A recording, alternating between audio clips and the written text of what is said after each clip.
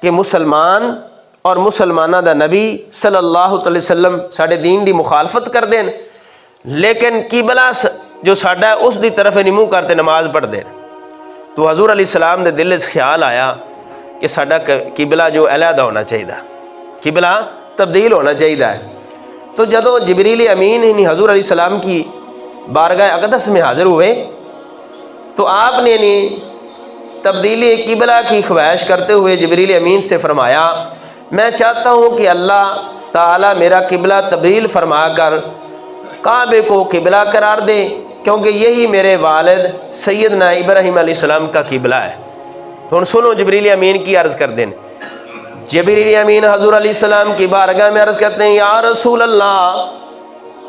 یا رسول اللہ، میں بھی ایک عبد ہوں،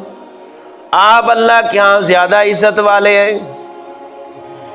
آپ اللہ کے ہاں زیادہ عزت والے ہیں، آپ تبدیل قبلہ کے بارے میں سوال کریں، کیونکہ یہ اللہ کے ہاں آپ کا ہی مقام ہے۔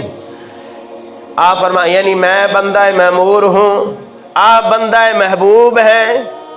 میں ماننے والا ہوں، آپ منانے والے ہیں، میں اللہ کی رضا چاہنے والا ہوں اور اللہ کو آپ کی رضا مطلوب ہے۔ یہ بات کہنے کے بعد جبریل امین آسمان پر چلے گئے۔ میرے محبوب علیہ السلام نے نماز کی نیت کی، میرے آقا دو عالم صلی اللہ تعالی وسلم نماز پڑھا رہے ہیں۔ نماز کے دوران آسمان کی طرف حضور علیہ السلام دیکھ رہے ہیں تو اللہ تعالی نے پیارے محبوب علیہ السلام کے دیکھنے پر قرآن نازل فرمایا قد نرى تقلب وجهك في السماء فلنولينك قبلة ترضاها فول وجهك شطر المسجد الحرام